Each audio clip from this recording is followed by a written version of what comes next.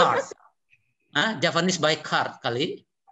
Pekalongan Saya juga Javanese sekali. Oh, sampai kalau Pekalongan itu I don't know whether Japanese or apa in between gitu ya antara. Japanese Pak, kampung Pak Rektor. Pekalongan. Ya.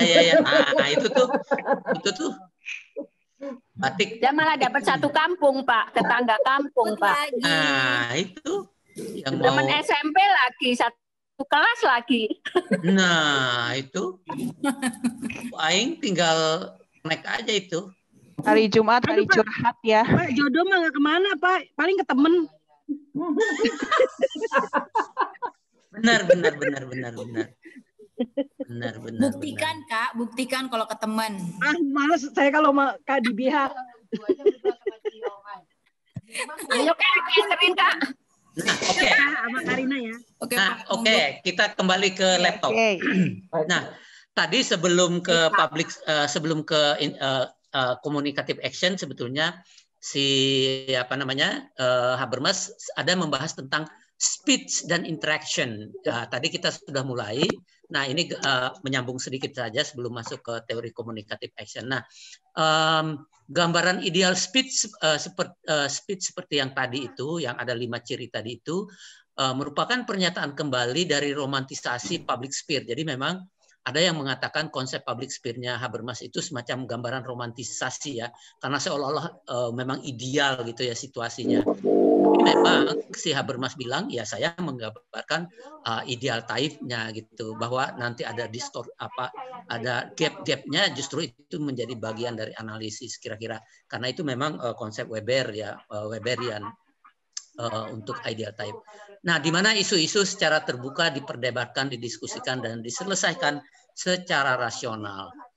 Nah, apa yang dilakukan Habermas ini merupakan pernyataan kembali pandangannya tentang what is good and desirable, apa sih yang baik dan apa yang diinginkan oleh masyarakat. Nah, tapi dengan konseptualisasi ini, maka tujuan teori kritis haruslah mengekspos kondisi-kondisi distorsi komunikasi. Jadi sekali lagi Bapak Ibu, dengan demikian dibawa kembali kepada teori kritis tadi, bahwa tujuan teori kritis itu adalah membongkar, mengekspos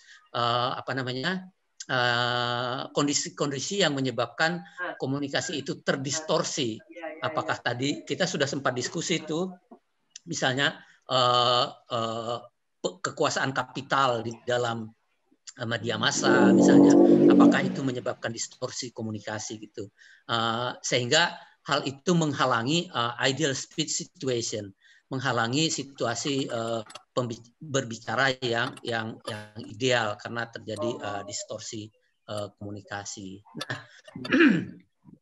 kemudian ini memang utopia, makanya ditulis juga di situ bahwa utopia Habermas adalah masyarakat di mana para aktor dapat berkomunikasi tanpa distorsi. Nah, itulah gambaran dia. Jadi kalau Karl Marx itu idealnya, utopianya Karl Marx itu adalah masyarakat tanpa kelas, sehingga tidak ada penindasan gitu ya. Karena itu Marx mengatakan hilangkan kelas sosial supaya masyarakat itu egaliter, tidak ada yang mengeksploitasi sesama, tidak ada yang menindas, mendominasi sesama. Nah, kalau utopianya Habermas di sini adalah yaitu masyarakat bisa berkomunikasi, para aktor berkomunikasi tanpa distorsi, sehingga mencapai sense of one another subjective state gitu. Itu tadi ya. Jadi akhirnya kalau komunikasinya tidak terdistorsi, maka saling memahami kondisi subjektif masing-masing, opini-opini, harapan-harapan, persepsi, pemikiran-pemikiran, ide-ide. Nah, itu bisa saling sharing, saling memahami satu dengan lain kalau komunikasinya tidak terdistorsi. Nah, dan secara terbuka merekonsiliasi perbedaan-perbedaan melalui argumentasi yang bebas dari hambatan eksternal dan koersi. Nah, itulah kondisi ideal tadi itu, ideal speech situation. Di mana orang lalu tadi berdialog, berdiskusi, berdebat. Anyway, saudara, sekarang sedang ada debat calon presiden Trump dengan si Biden. Saya sempat barusan lihat waktu kita break. Sangat menarik perdebatannya. Nah, dengan kata lain, ia ingin memulihkan public sphere sebetulnya, tapi, nah ini dia, in a more encompassing way, that is in people's day-to-day interaction. Jadi kalau tadi public sphere itu kan terbatas di ruang-ruang tertentu gitu ya, walaupun sebetulnya prinsipnya open dan inklusif, tapi in reality masih sebetulnya dia eksklusif. Bisa ada orang tereksklusi tadi, misalnya kaum buruh, kaum tani, kemudian kaum perempuan gitu ya. Nah karena itu maka yang speech dan interaksi yang lebih luas ini, yang more encompassing ini, yang lebih mencakup gitu ya, dan ada di dalam kehidupan sehari-hari begitu.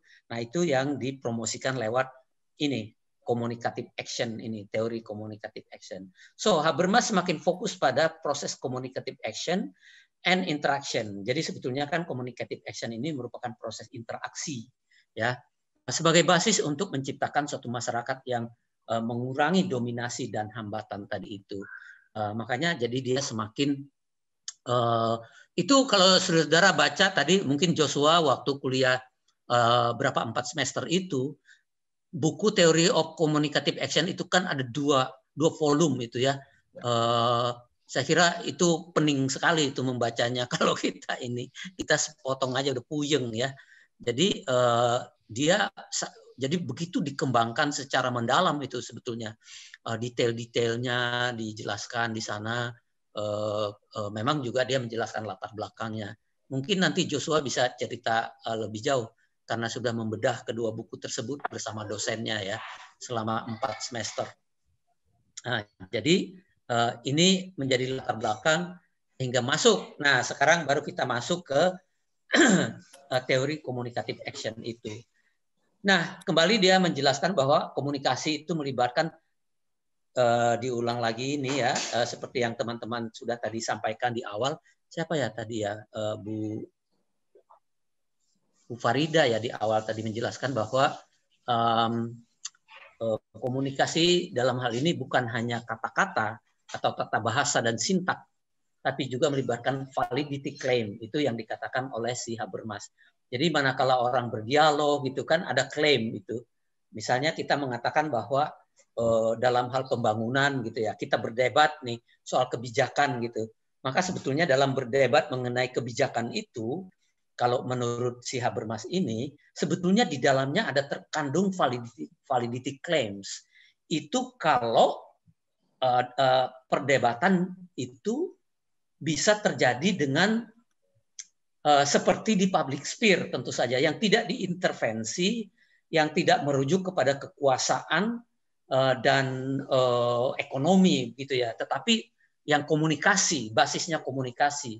Maka sebetulnya ada 3 klaim yang terkandung di dalam perdebatan argumentasi itu. Yaitu yang pertama adalah klaim bahwa tadi itu tindakan yang diindikasikan lewat pembicaraan itu merupakan yang paling efektif dan efisien untuk mencapai tujuan. Jadi kalau tadi cerita Pak Rahmani dan kawan-kawan itu, misalnya dalam pembangunan mengentaskan kemiskinan gitu ya. Kalau kita berdebat seperti apa nih pengentasan kemiskinan, nah itu berarti kita itu dalam berbicara itu sebetulnya menyampaikan gagasan bahwa cara yang kita argumentasikan itu merupakan cara yang tepat dan efisien untuk mencapai pengentasan kemiskinan.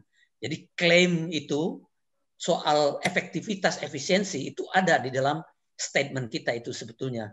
Misalnya mengapa saya mengajukan ini? Ya karena kita yakin bahwa inilah cara yang terbaik. Kenapa kita tidak setuju dengan pemberian bantuan sosial, bansos gitu. Nah itu kan ada klaim bahwa ini tidak merupakan cara yang paling efektif dan efisien untuk mencapai tujuan. Misalnya malah bisa-bisa tidak tercapai, malah orang menjadi tergantung kepada bantuan, misalnya kayak gitu. Ada klaim itu. Kemudian yang kedua adalah klaim bahwa tindakan itu benar dan pantas sesuai dengan norma yang berlaku. Jadi kita tidak menabrak norma-norma yang ada di dalam masyarakat. Jadi kalau saya misalnya tadi mengatakan bahwa program pengentasan kemiskinan ini dengan cara ini misalnya. Coba bayangkan Bapak Ibu, kalau saya mengatakan program pengentasan kemiskinan buat keluarga-keluarga miskin, Misalnya kita suruh aja mereka menanam ganja. Kan pernah kemarin agak ramai itu soal itu ya kan. Coba itu kita bilang tanam ganja aja, itu kan. Berarti kita mengatakan itu memang efektif dan efisien. Saya kira betul. Karena dengan kita menjual ganja cepat sekali itu kan, dibanding kita harus nangkap ikan kayak nelayan gitu ya, atau bertani gitu ya. Pasti itu lebih cepat kalau kita jual ganja, cepat kaya gitu kan, dapat duit. Nah, dari klaim 1 betul, itu bagus gitu kan. Tapi klaim 2 bagaimana? Nah, itu dia. Klaim 2-nya tindakan yang benar dan pantas sesuai dengan norma yang berlaku. Nah, jadi ini dalam pembicaraan perdebatan itu, klaim ini mesti ada juga gitu. Makanya orang akan tidak sepakat, nggak bisa kalau kita dengan ganja, itu kan tidak sesuai dengan norma, dengan ajaran agama dan seterusnya dan seterusnya. Maka misalnya kalau sampai ada yang mengusulkan caranya adalah dengan menanam ganja, pasti akan kalah dalam perdebatan itu gitu. Nah, kemudian yang ketiga adalah klaim bahwa pengalaman subjektif sebagaimana yang diekspresikan pada tindakan speech itu adalah tulus dan otentik. Artinya kita mengatakan bahwa saya kredibel. Saya dalam menyampaikan ini saya tidak punya hidden agenda, tidak punya tipu-tipu begitu ya. Tetapi memang menurut saya saya tulus bahwa ini memang cara yang terbaik dan legitimate menurut nilai-nilai, menurut norma-norma yang ada gitu. Nah, sebetulnya itu secara implisit kata si Habermas dalam komunikatif action itu ada 3 klaim validitas ini sebetulnya di dalam komunikasi yang terjadi dalam tindakan komunikasi dalam teori dia komunikatif action ini. Oke, ada yang mau komentar di 3 klaim ini, Bapak Ibu? Ya, izin Pak Rilus. Mangga. Ini saya hanya sekedar tiba-tiba terlintas. Teringat. Begini. Ketika membaca ini ya 3 klaim ini bahwa penekanannya kan pada speech gitu ya, bahasa atau linguistik. Nah, kemudian saya berpikir bahwa kalau dalam komunikasi itu kan tidak hanya sesuatu, cara berkomunikasi itu kan tidak hanya melalui cara-cara verbal gitu ya. Kalau dalam konteks ini kan berarti hanya menekankan pada aspek verbal begitu ya. Sementara kalau mungkin yang kita pahami dalam komunikasi itu, komunikasi nonverbal itu justru menjadi sebuah komunikasi yang lebih jujur mungkin dan lebih bisa ditangkap maknanya. Nah, apakah itu menjadi satu gap atau mungkin celah yang mungkin bisa nggak kita angkat dari aspek nonverbal dalam konteks public speech atau communicative action ini, Pak? Misalnya nih, mohon maaf. Ya.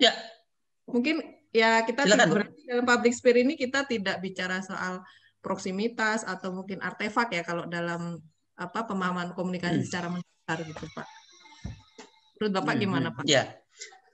Ya, kalau saya lihat memang kalau dia bicara soal tadi mulai dari public speech sampai kemudian yang sebelum kita masuk ke sini tadi analisis speech and interaction gitu ya. Lalu kemudian sampai kulminasinya adalah communicative action. Memang kalau saya lihat di sini dia lebih memang membahas dalam konteks komunikasi verbal. Bukan berarti tidak ada komunikasi nonverbal, tetapi kalau komunikasi nonverbal kelihatannya lebih tidak digunakan untuk paling dia menyertai saja gitu Bu dalam konteks ini. Dia hanya menyertai ketika kita berkomunikasi secara, karena ini kan diharapkan kan memang interaksi ya, kayaknya lebih kepada dia memastikan memastikan apa yang dikatakan. Jadi ini memang lebih menekankan pada yang verbal kelihatannya kalau analisis di communicative action dan sebagainya ini. Apalagi kalau tadi misalnya kita katakan mereka berdebat gitu kan ya. Itu kan debat yang free gitu tadi di dalam public speech itu. Nah, tentu kalau berdebat sulit kita kalau lewat nonverbal gitu kan ya. Jadi tapi nonverbalnya kalau menurut saya mungkin melekat pada ketika kita berkomunikasi verbal saja. Jadi tidak tersendiri gitu Bu. Seperti itu mungkin kan kalau misalnya kita menantang orang gitu ya, bisa saja dengan genggaman tangan, kepalan gitu ya, itu berarti kita sangat marah kayak gitu ya. Nah, tapi itu kan mendukung ya, jadi dia mendukung apa yang dikatakan. Saya kira seperti itu. Tidak dianalisis secara tersendiri. Jadi baik. Oh, jadi melekat gitu ya. Artinya misalnya kita lihat debat gitu, misalnya para calon ini kan biasanya menggunakan misalnya identitasnya. Kalau Pak Jokowi misalnya pakai baju putih misalnya, atau dengan busana casual atau apa. Nah itu kan juga artinya itu melekat dengan bagaimana. Iya. Iya, itu punya meaning memang, punya meaning. Nah, kalau menurut saya kalau simbol-simbol begitu ya, Bapak Ibu, memang dia lebih berperan dalam komunikasi yang sifatnya lebih bukan dalam konteks langsung ada dialog perdebatan gitu, walaupun ada tadi dia penyerta memperkuat saja dalam proses itu, tapi kayak misalnya menyimbolkan kepada masyarakat gitu ya, bahwa oh ini orangnya seperti ini dari pakaian dan sebagainya, pilihan-pilihan batik kayak gitu tuh. Jadi memang dia lebih komunikasi yang mungkin lebih one way ya sifatnya seperti itu. Kira-kira itu. Iya. Terima kasih Bu Farida.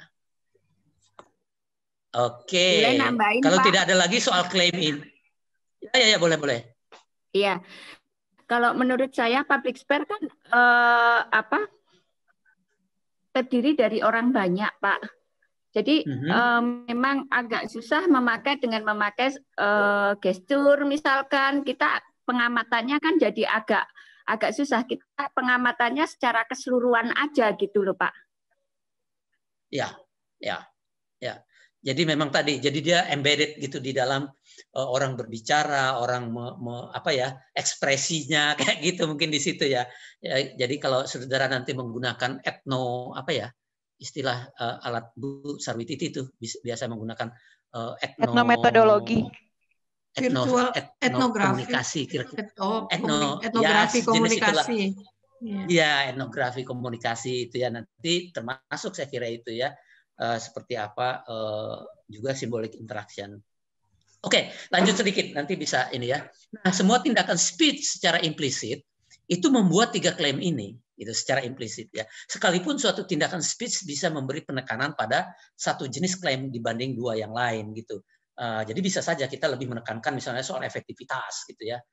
Nah, kemudian pihak yang merespon komunikasi bisa menerima itu dengan sendirinya laptop ini bikinnya jadi bias ya, padahal tulisannya bisa gitu. Bisa menerima atau menantang. Nah, itulah tadi terjadi diskursus itu ya.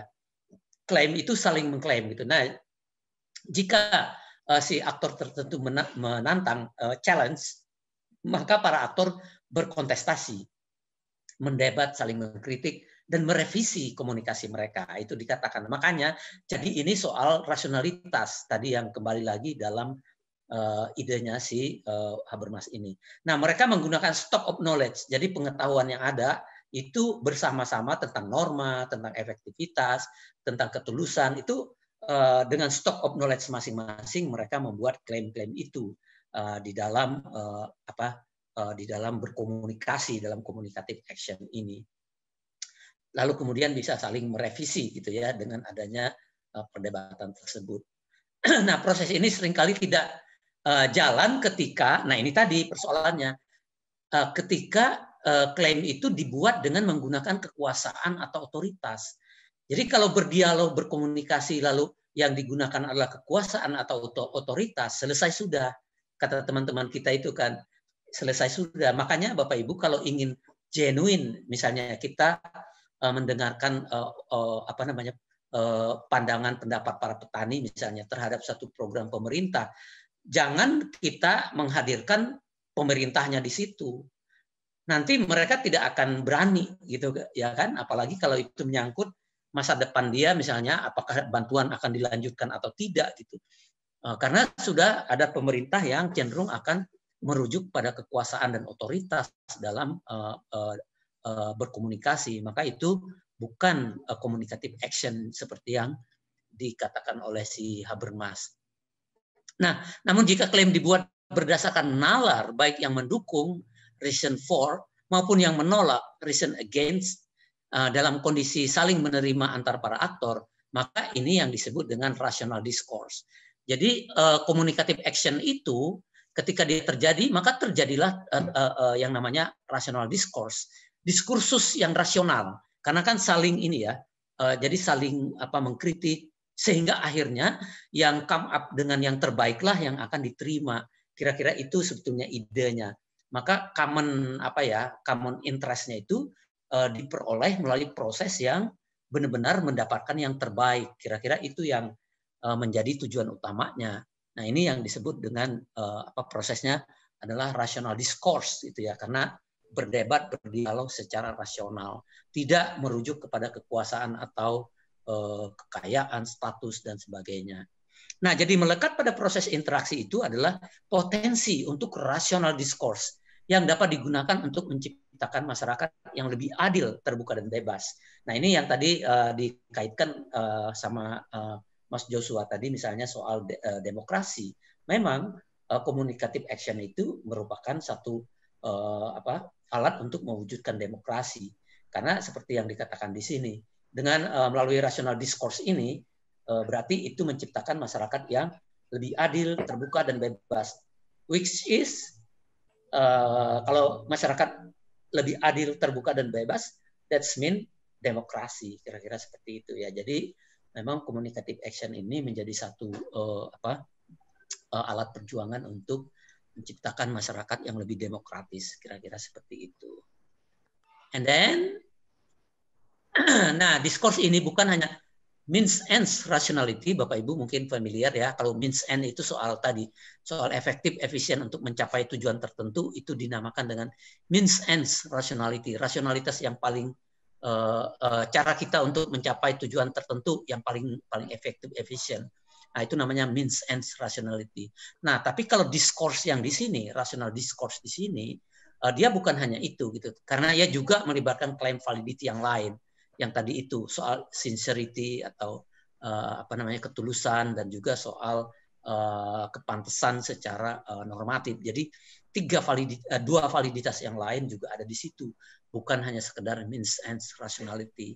Nah, jadi aktor secara implisit menilai dan mengkritik satu dengan yang lain mengenai efektivitas, mengenai kepantasan dan ketulusan tindakan speech mereka. Wah, jadi Bapak Ibu sudah bisa melihat ya di sini. Ini memang utopia. Saya ingin dengar komentarnya Joshua dulu dengan melihat konsep ini. Waktu kuliah 4 semester itu dibahas nggak bahwa ini memang kelihatannya sangat utopis kalau menurut saya. Coba kasih kita dengar apa komentarnya.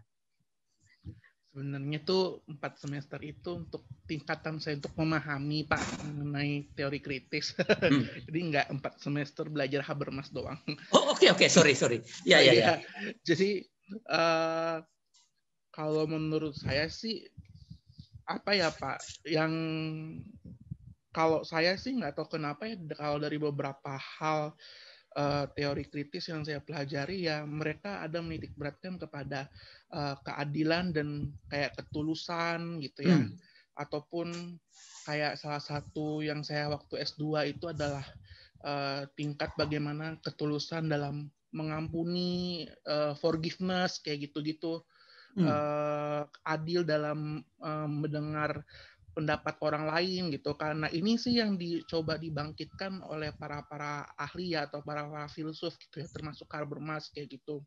Nah, jadi kalau dulu mungkin munculnya public sphere, kalau yang saya pahamin ya Pak, itu adalah karena public sphere-nya hanya untuk kalangan tertentu gitu ya Pak, gitu kan.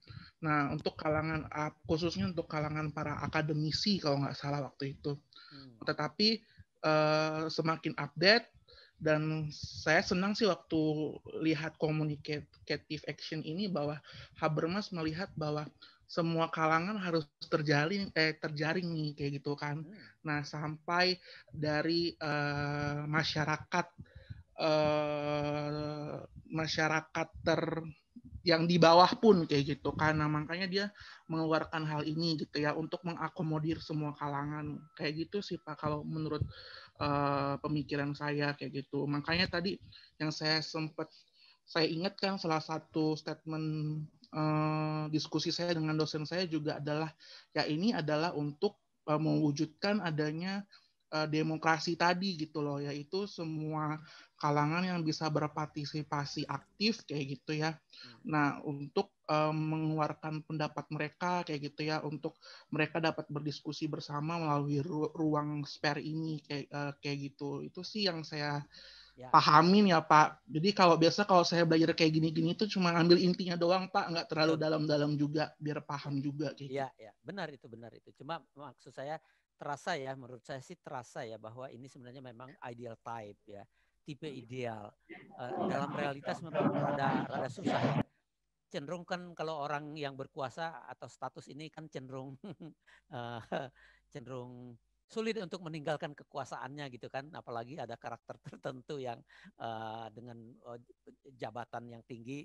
Bayangkan aja kalau misalnya petani disandingkan dengan orang bupati gitu ya, ya memang susah juga ininya. Tapi anyway, ini kan ideal type ya, sehingga ini bisa menjadi alat untuk kita menilai sejauh mana gitu.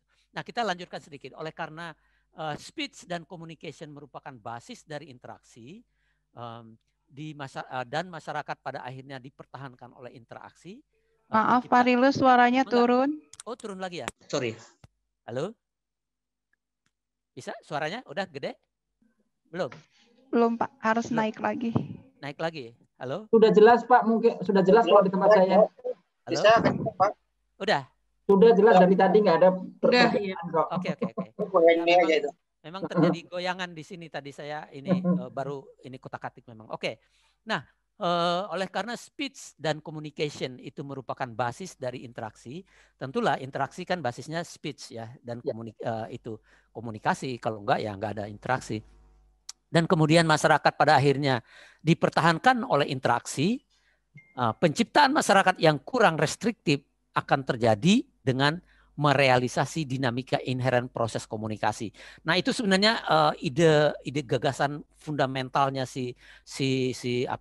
Habermas, bahwa proses komunikasi ini sangat-sangat penting untuk menciptakan masyarakat yang lebih egaliter, yang kurang restriktif itu ya, yang tidak dominatif, yang tidak eksploitatif. Itu di proses komunikasi ini itu sebetulnya gagasan pokok dari teori komunikatif action ini. Dan karena itulah lalu Habermas menawarkan pola komunikasi yang memang tidak lain adalah apa yang terjadi di public sphere tadi gitu sebenarnya. Atau tadi ya yang ideal speech situation, undistorted communication dan seterusnya. Nah, jadi menarik ya Bapak Ibu, nanti kalau ada yang menganalisis proses-proses komunikasi pembangunan untuk menulis nanti disertasi dan lain-lain, penelitian untuk publikasi dan sebagainya, dan juga untuk action, menurut saya sih perlu juga kita berpikir memang actionnya kan kalau ini kan memang bagaimana kita menciptakan masyarakat yang lebih baik ya. Jadi bukan hanya berteori seperti tadi ya di awal agendanya Habermas itu kan, dan teori kritis memang ingin mengubah masyarakat supaya lebih baik gitu ya, tidak dominatif, tidak eksploitatif. Nah, kuncinya intinya this is a good news untuk Bapak Ibu yang belajar komunikasi pembangunan. Good news banget nih dari Habermas ya, bahwa the core key-nya itu kalau kita ingin menciptakan masyarakat yang lebih, kalau bahasa UUD 45 dan Pancasila itu masyarakat yang adil dan makmur, actually it is lies in the communication. Ada terletak pada komunikasi. Seperti apa komunikasi itu? Nah, itu dia akan menentukan gitu. Seperti apa karakteristik masyarakat itu. Wah, memang ini good news buat Bapak Ibu ya.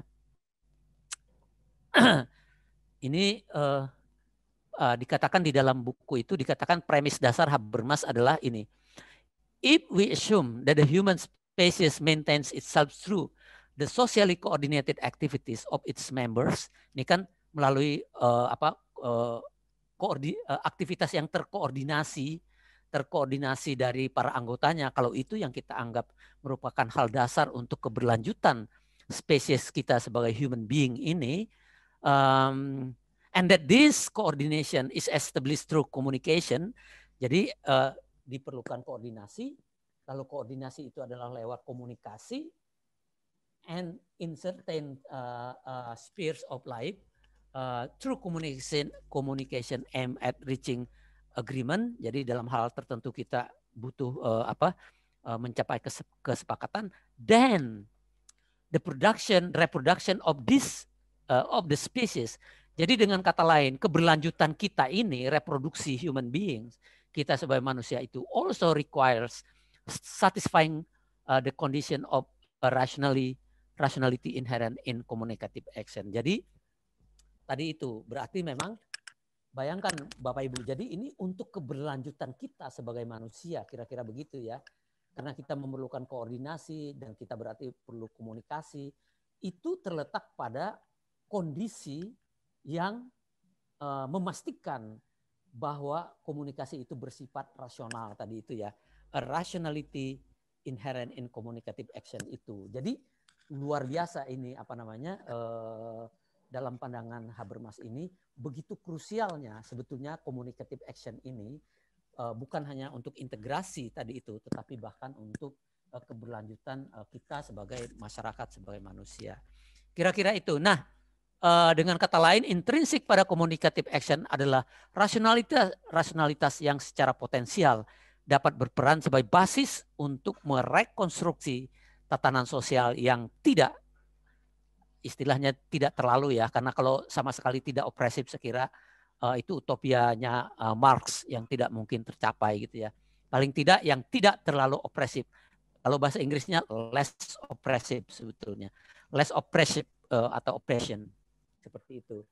Nah Bapak Ibu saya kira itu inti-inti dasarnya. Sebetulnya masih ada beberapa tapi nanti silahkan Bapak Ibu baca sendiri. Habis ini akan saya kirim materi ini ke lewat grup. Nanti tinggal yang mulai dari soal tipe-tipe tindakan menurut Habermas dan mengapa communicative action ini yang lebih utama dibandingkan dengan tipe-tipe tindakan yang 3 yang lainnya. Nanti saya sudah ringkaskan di dalam slide ini, jadi Bapak Ibu bisa lebih mudah untuk memahaminya.